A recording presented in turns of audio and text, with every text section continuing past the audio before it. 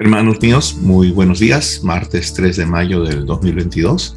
Seguimos adelante en nuestro estudio programado de la esperanza, una historia que del principio hasta el fin es muy interesante.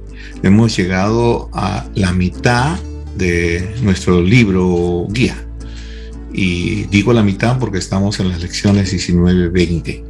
La semana pasada hicimos la lección 19. Voy a repasarla en un momento.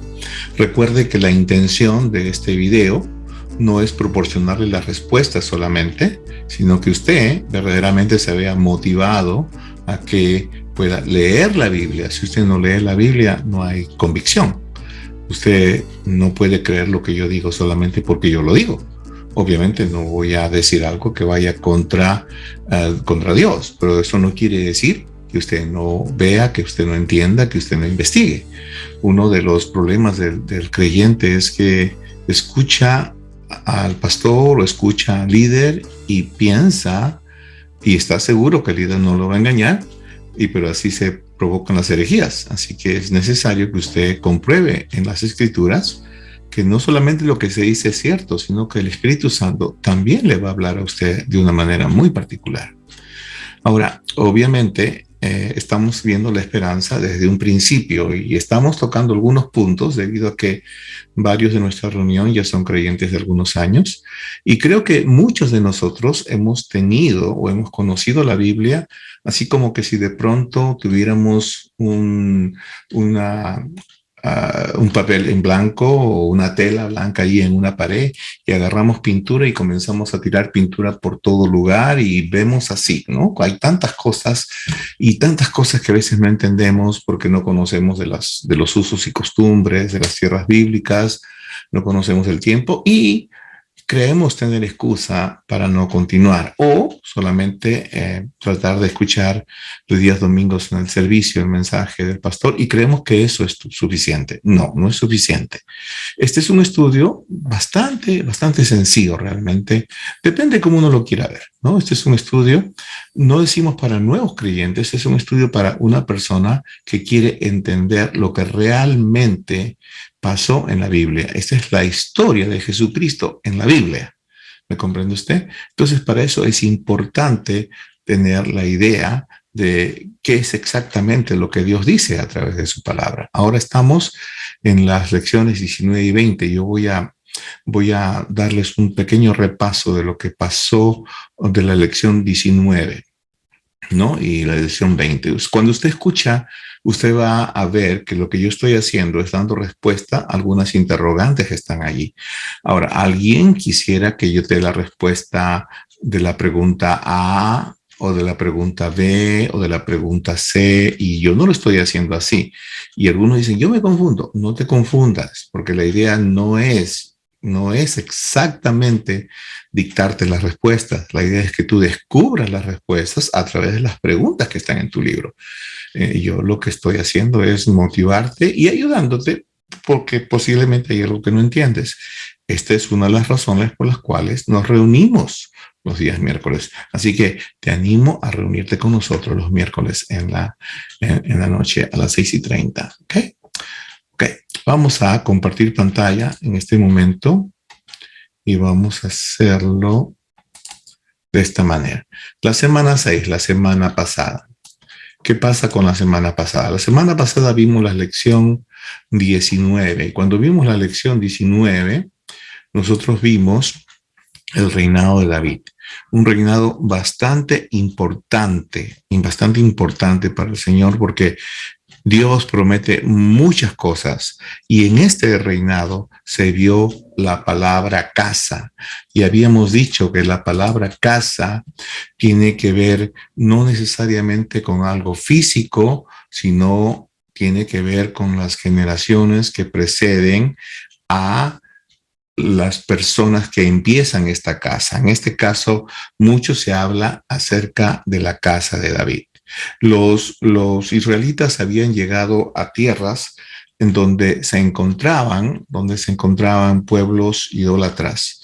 Y muchos de los israelitas, aunque tenían la ordenanza de que no se mezclen con estos pueblos idólatras, bueno, pues muchos se mezclaron con estos pueblos idólatras, ¿no? Ahí vamos a encontrar pasajes tremendamente importantes en cuanto a la idea de la casa, porque lo que, lo que sucede es que Dios promete, ¿no? A David que su casa sería eterna. Ahora, recuerden que muchas cosas pasaron antes de esto, ¿no? Dios había propuesto jueces en la tierra o gobernadores, pero pues todo fracasaba, todo fallaba. Aunque los gobernadores tenían un brazo de hierro, como se dice, los israelitas, el pueblo, siempre se levantaba contra sus líderes, siempre trataba de darle la contra a sus líderes, ¿no es cierto? ¿No? Y este ciclo se repetía una y otra vez. El pueblo era salvado, luego el pueblo se mezclaba con la maldad, luego se levantaba otro gobernador, luego el pueblo se mezclaba con la maldad, ¿verdad? Entonces, después de unos cientos de años, ¿no? Ellos pidieron que se les diese un rey y ellos nombraron a Saúl, ¿ok? Y Saúl fue designado como su primer rey, realmente. Ahora, ese no era el plan de Dios. Bueno, vamos a decir que no era lo que Dios hubiera querido. Por eso, después Dios levantó como rey a un pastor de ovejas, el cual su nombre era David.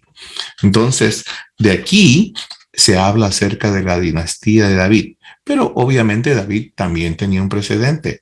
David había nacido en Belén, David era de la casa de Judá y Dios había prometido grandes cosas, ¿ok? Para uno que descendería de la casa de David. Génesis capítulo 49, versículo 10 registra, dice, ¿no? ¿Qué es lo que pasa acerca de este muchacho que nace de la tribu que nace de la tribu de Judá? Ahora, más adelante voy a leer este versículo porque lo encontramos en, el, en la lección número 20. Y vamos a pasar a la lección número 20 de la semana 7, que es la lección que nos toca el día miércoles 4 de mayo, ¿ok? Entonces, en este momento, Dios está estableciendo que va a enviar a su hijo a la tierra y que este hijo iba a nacer de una mujer virgen, es decir, una mujer que no tenga un marido, ¿no? Y esta mujer se llamaba María, ¿ok? Y él como el rey de Israel, no también sería el Salvador prometido por todos los siglos pasados. Cabe la oportunidad de decir que una mujer que no ha conocido varón, más o menos estaba entre los 13 y 17 años, así que María pudo haber tenido entre 13, 14, 15 y 17 años cuando fue concebido el Señor Jesucristo por la obra del Espíritu Santo. Estos versículos que usted ve en pantalla los vamos a leer en lo que va de la lección, ¿ok? Y vamos a encontrar el tema es las profecías de un Mesías futuro, ¿no? Un Mesías significa un redentor, Mesías significa un salvador. Y vamos a ver profecías en cuanto a su nacimiento, muy, pero muy importante, ¿ok? Isaías 7:14 dice, por tanto, el Señor mismo os dará señal, he aquí que la Virgen concebirá y dará a luz un hijo y llamará su nombre Emmanuel. Y aquí el punto A de esta lección dice qué relación posible encuentra entre Génesis 3:15 e Isaías 7:14. Entonces vamos a leer Génesis 3:15 y dice, y pondré enemistad entre ti y la mujer y tu simiente y la simiente suya, esta te herirá en la cabeza y tú le herirás en el calcañar. Cuando estuvimos viendo la historia de esperanza en Génesis, nos dimos cuenta acerca de esta profecía. Ahora, aquí habla acerca de que el vencedor de Satanás, ¿no? Que Dios había prometido, sería de la simiente de la mujer. Por lo tanto, esto es una pista, ¿verdad? Es decir, la simiente quiere decir el hijo, ¿no? Simiente quiere decir hijo, sería dado por una mujer, ¿ok? Entonces, y dice que sería de una virgen. ¿Ok? Entonces, por lo tanto, estamos hablando de un nacimiento completamente milagroso. Una mujer que no ha sido conocida por un marido, por un esposo, por un hombre, iba a concebir por obra y gracia del Espíritu Santo, ¿no? A este Salvador. Entonces, en Isaías 7:14, ¿no? El profeta de Dios Isaías, ¿no? Les promete esta señal a los israelitas y le dice que una mujer concebirá y dará a luz a un hijo. El nombre de este hijo nacido de una virgen será Emanuel. ¿Y saben lo que significa Emanuel? Significa Dios con nosotros. Usted va a ver a lo largo de nuestra historia de la esperanza muchas confirmaciones en cuanto a la divinidad del Señor Jesús. Que esto es uno de los puntos más álgidos, es decir, uno de los puntos que están en tela de juicio por mucha gente atribuyendo que Jesús no es el Hijo de Dios. En estas lecciones, nosotros en todas las lecciones siempre vemos que Jesús es Dios. ¿Ok? Entonces, estas dos son promesas proféticas y se referían muy posiblemente, 99.9% seguro, a la misma persona. ¿Ok? Entonces, y los eruditos bíblicos piensan que hay una conexión entre estos dos versículos. ¿Ok? Tanto en Génesis 7:14 como, perdón, en Isaías 7:14 como en Génesis 3:15. Ahora, vamos a ver algo más. Este es el punto B de la lección 20 y habla acerca de Miqueas 5:2. Está hablando el lugar de su nacimiento. Ahora, quiero que usted ubique acá en este lugar de su nacimiento esta parte que estamos viendo, Belén, ¿no? Está justamente debajo de Judea. Si usted viene por Jericó, está el monte Moria, está Jerusalén, luego viene Betania y hay un puntito allí, dice Belén. Ahí está ubicado Belén. Ahora, ¿qué cosa es Belén? ¿Quién es Belén? Miqueas 5:2 dice así: pero tú, Belén Efrata, pequeña para estar entre las familias de Judá, de ti me saldrá el que será Señor en Israel, y sus salidas son desde el principio, desde los días de la eternidad. Ok, muchos leemos este versículo y lo leemos y lo leemos y lo leemos y lo leemos, pero a veces no entendemos muy bien. Miqueas, unos 500 años antes, Isaías 700 años antes, Miqueas 500 años antes más o menos, ¿no? Están hablando acerca de que de Belén iba a nacer, ¿no? Iba a nacer uno que será el Señor en Israel, o sea, un gobernador, ¿me comprende usted?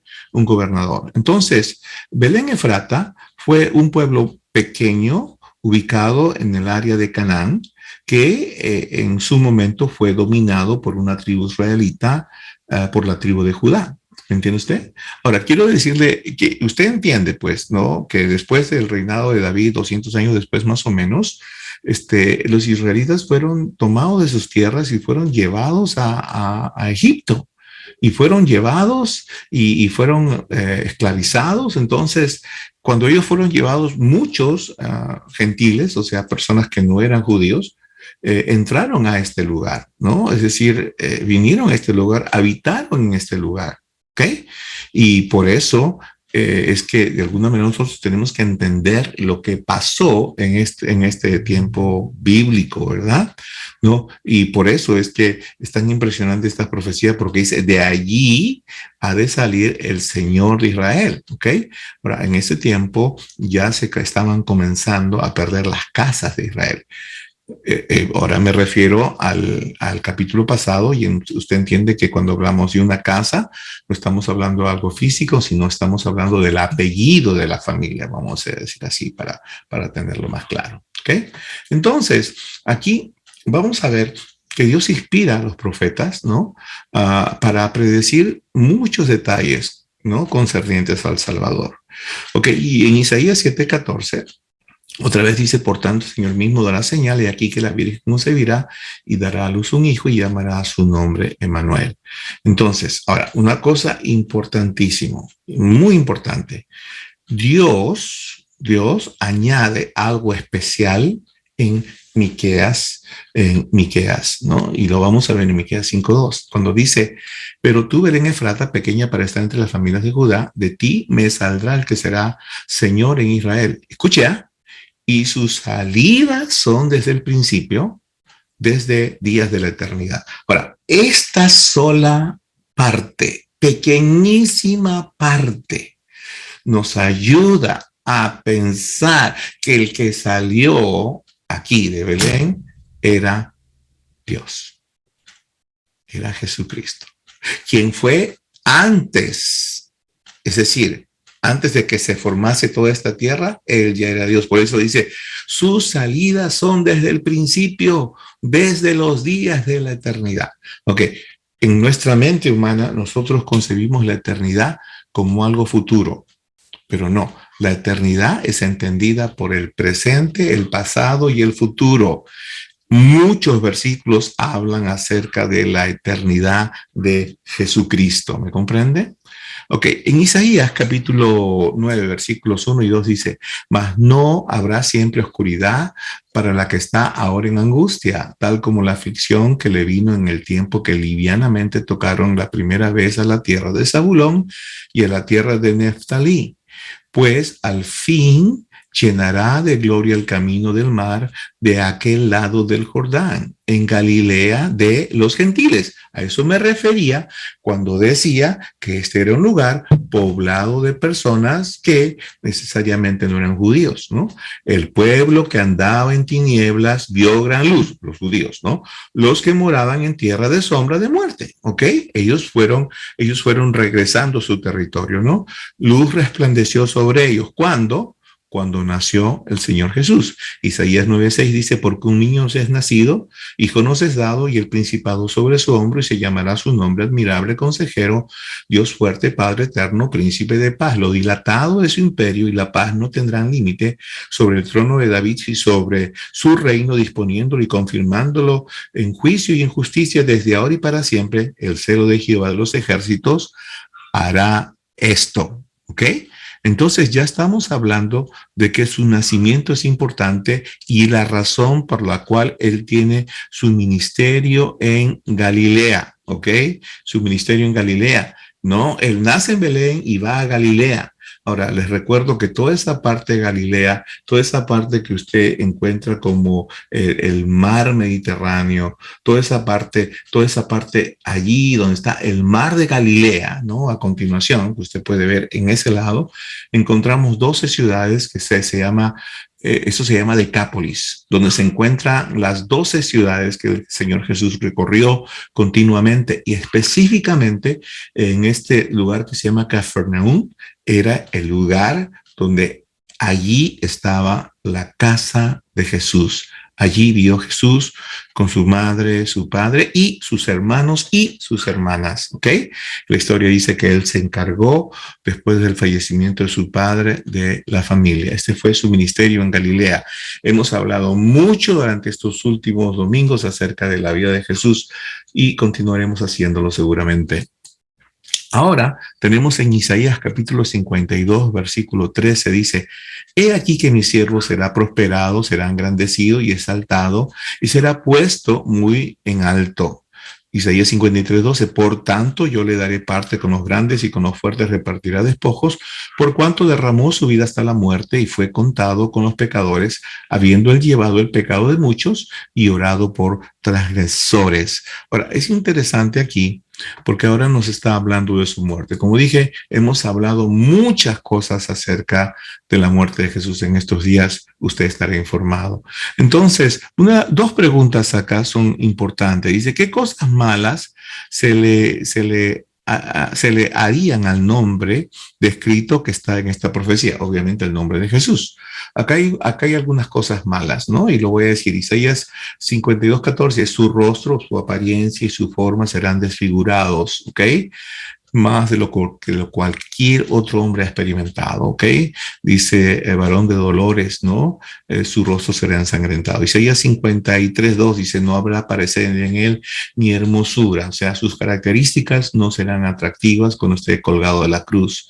Y su belleza, ¿no? Dice, ¿quién pudiera provocar que la gente lo desee? Nadie quería ver a este espectáculo de sangre en la cara del Señor Jesús.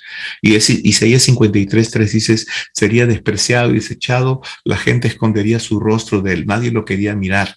nadie lo quería mirar. Gente que él había alimentado, gente que él había hecho milagros, no lo querían mirar. Isaías 53:4 dice, sería herido por Dios y abatido. Ya vimos en el último mensaje que aunque Dios estaba en la cruz, no lo podía salvar porque estaba cargando el pecado de todo el mundo en él. Isaías 53:5 dice, sería herido y molido. Vimos que toda la angustia de la cruz que él padeció, obviamente era un acto demoledor a su propio cuerpo. Isaías 53:7, sería angustiado y afligido, sería llevado como oveja al matadero. Okay, todas profecías en cuanto a la muerte de Jesús. Isaías 53:8, sería cortado de la tierra de los vivientes. Ahora, obviamente, aquí tenemos la palabra asesinado. Yo he enseñado y sigo enseñando que no lo asesinaron, que él dio su vida. Él dio su vida, ¿ok? Ahora, obviamente está puesto allí lo que dice el libro. Tengo una contradicción contra esto que aparece allí, pero dice, cuando sería cortado de la tierra de los vivientes, da la idea que obviamente sería muerto, ¿verdad? Y él fue muerto, ¿no? Por una justicia judía equivocada y por los romanos, pero realmente, si vemos la historia, él dio su vida. Ahora, pero él tenía que morir de esta manera para que se cumpla la escritura. ¿Qué cosas buenas resultarían de las cosas, de estas cosas malas? Ok, hay unas cuantitas. 52:15 dice, asombraría a muchas naciones, ¿ok? Ok, entonces, ¿qué podría ser esto? Ok, todo el mundo, todas las naciones del mundo hablan de Jesús. Isaías 53:5, sus heridas y sus llagas serían por nosotros, ¿ok? Él tomaría el castigo de nosotros, el castigo que nosotros merecemos prácticamente. Como dije, todo el castigo de Dios, todo el enjuiciamiento de Dios fue sobre él. Isaías 53:6 dice, Dios cargaría nuestro pecado, nuestra iniquidad sobre él de una manera similar a lo que se describió en el acontecimiento 17 en la página 28. ¿Okay? Nosotros vimos cómo es que los animales inocentes fueron muertos y tuvieron que ser quitados sus pieles para cubrir el pecado. Vimos cómo el cordero, cuando vimos el tema del tabernáculo, un cordero de algunas características tenía que ser muerto, tenía que ser macho, tenía unas características importantes allí y cómo tendría que ser muerto para satisfacer la necesidad de Dios de estar en comunión con él. Isaías 53:11 dice, por medio de él, ¿ok? Mi siervo, dice el siervo de Dios, serían justificados por haber llevado sus pecados. O sea, todo aquel que cree es justificado. ¿Qué cosa quiere decir justificado? Quiere decir que Dios cuenta a esta persona como si hubiera pasado por el castigo cuando no pasó por el castigo, porque quien pasó fue aquel que lo justificó. En este caso, aquel que cree que Jesús sufrió su castigo en la cruz es una persona justificada. Isaías 53:12 dice, Dios lo contaría como grande por las cosas nobles que haría, morir por los pecados de muchos pecadores, de muchos transgresores. Esto era algo maravilloso para Dios. Por eso dice, por eso el Padre me ama, no porque me quitan la vida, sino que yo la pongo, dice Juan. ¿Okay? Salmos 16, versículos 8 y 10 dice, a Jehová he puesto siempre delante de mí porque está a mi diestra, no seré conmovido. Se alegró por tanto mi corazón y se gozó mi alma. Mi carne también reposará confiadamente, porque no dejarás mi alma en el Seol, no permitirás que tu santo vea corrupción. Quiero explicar un poquito esto. ¿Cuál es el ministerio de Jesús en la actualidad? Ahora, nosotros podemos pensar 20,000 cosas. Jesús está a mi lado, Jesús me ve. Sí, Él es Dios, Él puede hacerlo. Pero el ministerio específico de Jesús es que Jesús está a la diestra del Padre intercediendo, nuestro abogado, ¿no? Juan capítulo 2, ¿no? Intercediendo, primero Juan por si acaso, intercediendo por cada uno de nosotros. El ministerio de Jesús es el ministerio de la intercesión. Él en este momento está haciendo esto. Y este Salmo 16:8 habla acerca de su resurrección. También vimos mucho acerca de su resurrección. Cuando dices, no dejarás mi alma en el Seol, o sepultura. En este caso, la palabra Seol en arameo significa sepultura. Y no, cuando dice no permitirás que mi santo vea corrupción, se refiere se refiere específicamente a que el cuerpo del Señor Jesucristo no sería corrompido, es decir, no se va a podrir, ¿me entiendes tú?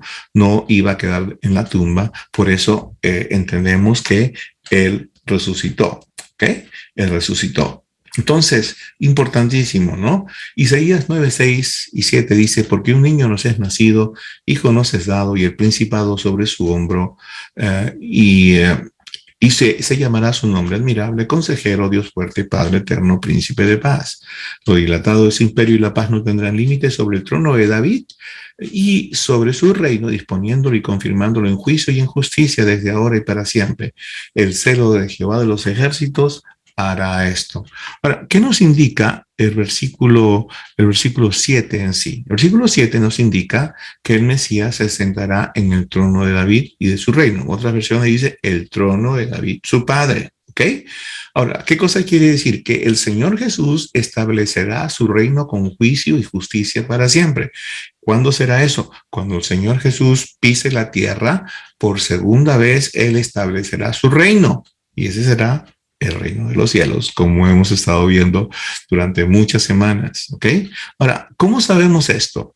Dije que iba a mencionar algunos versículos que eran importantes para que usted entienda de la lección pasada. Segundo de Samuel 7:16 dice, y será afirmada tu casa y tu reino para siempre delante de tu rostro, y tu trono será estable eternamente. Eso le dicen a David.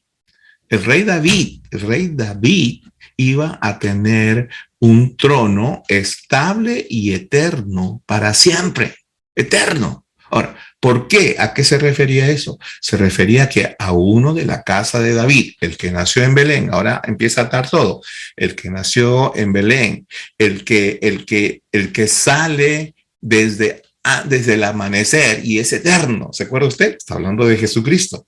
Todas las profecías en la Biblia apuntan a Jesucristo. Este iba a ser el legislador, el gobernador que nacería de Belén, ¿ok? Y en otra parte dice para regir con barra de hierro, eso dice Apocalipsis. En Génesis 49:10 encontramos la profecía, cuando dice, no será quitado el cetro de Judá. Cetro, reinado, Judá. ¿Quién era Judá? De Judá iba a nacer el Mesías, ¿no?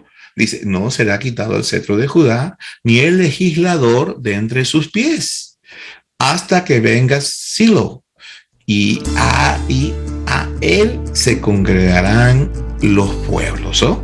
Silo, hasta que venga el prometido, hasta que venga el hijo de la promesa. Interesante, ¿verdad? Interesante todo lo que podemos descubrir en cuanto a lo que es el Salvador. Ahora, la historia se pone maravillosa. Ya estamos terminando el Antiguo Testamento y estamos yendo al Nuevo Testamento. Después de esta lección, me gustaría tomarles un test. Obviamente no es un test de esos que tú tienes que ponerte a estudiar, obviamente, pero es un test que nos va a indicar cuánto has aprendido hasta ahora. Que Dios te bendiga, gracias por escucharme. Ya sabes que mi deseo es que crezcas y que no solamente crezcas, sino que acredites que lo que dices que crees es una verdad real en ti. ¿Okay? Cientos de millones de cristianos decimos que creemos, pero no sabemos qué. Y sabemos que está en la Biblia porque lo escuchamos de alguien. Mi idea, mi intención es que tú puedas probar que la Biblia se hace carne en tu ser. Que Dios te bendiga. Nos estamos viendo hasta la próxima lección. Estamos viendo.